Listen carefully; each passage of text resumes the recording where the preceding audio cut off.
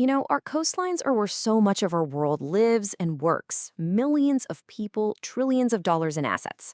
But they are on the absolute front line of a global threat as sea levels rise. The question really isn't if we need to defend them anymore, it's about what it's going to cost. So let's dive into this. We're about to unpack the truly mind-boggling price tag for a global coastal shield, all based on a really important World Bank study. So, this is it. The big question. Seems pretty simple, right? But the answer? Well, it's anything but. What we're really talking about here is a planetary-scale engineering project, probably one of the biggest infrastructure investments humanity has ever even thought about. So, what's the number? All right, first, let's just get on the same page about the problem. This is not some far-off abstract thing. The increase in coastal flooding we see during storms, that's a clear and present danger for communities all over the world. And that threat, well, it's speeding up. And look, people have been trying to pin down this cost for decades. You can see here that back in 1990, estimates were less than $1 trillion. By 2014, they'd climbed into the low trillions. Now, don't get me wrong, those are massive numbers, of course, but as we are about to see, they were really just the tip of the iceberg. So what would this global shield actually look like? Well, the study looked at a strategy that uses proven, large-scale engineering to hold back the water. This is not science fiction. We're talking about rolling out technology we already have, just on a scale we've never seen before. The whole plan really boils down to three main pieces of tech. First, you've got your sea dikes. Those are the big barriers right on the open ocean. Then you have river dikes, or levees, which are absolutely crucial for protecting areas farther inland from those huge tidal surges that can push way up rivers. And finally, surge barriers. These are like giant gates that can literally shut a river off from the sea during a major storm. And this picture shows the strategic choice perfectly. On the left, you've got what they call an open strategy, which means building miles and miles and miles of river dikes. But on the right, you see a closed strategy. By building one enormous surge barrier at the river's mouth, you can make the line you have to defend way, way shorter. And the study figured out the most cost-effective way to do this for every single location. And this isn't just about protecting a few big cities. The analysis was truly global. They looked at the need for protection at over 400 different river mouths, everywhere from the Mississippi to the Mekong. The sheer scale of what's being proposed here is just immense. Okay, so we've seen the threat and we've seen the proposed solution. Now, it's time to talk money. And I gotta warn you, the number that this analysis came up with is so much higher than anything that's come before it. So, what is the final bill? What's it going to cost to build and maintain this global shield all the way to the year 2100?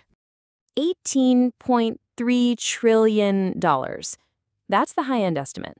To put that in perspective, that is more than the entire annual economic output of the United States. It's a number so big it's almost impossible to wrap your head around. Right. A number that big needs an explanation. How on earth did we jump from, say, $4 trillion in the last big estimate to over $18 trillion now? What changed? Okay, so here's the deal. A lot of the older studies mostly focused on just the upfront construction, the capital cost. This new analysis includes the enormous cost of maintenance for the entire century. It also uses updated and frankly much more realistic costs for construction. And, this is a big one, it adds in the full cost of defending all those hundreds of river systems, which were often kind of overlooked before. And that brings us to what might be the single most important insight from this whole paper. The real story isn't the sticker price.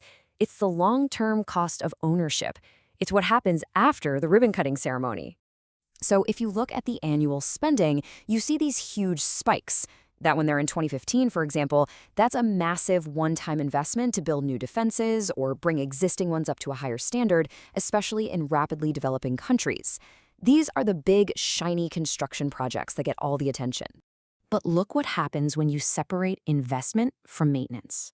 That quiet, steady, recurring blue chunk, the maintenance costs, that's the real story. It's there every single year. And over the long haul, that slow, constant cost of just keeping these defenses from falling apart totally dwarfs the initial price tag. In fact, in a lot of cases, maintenance makes up 75%, that's 3/4 of all the yearly spending on coastal protection. Think about that.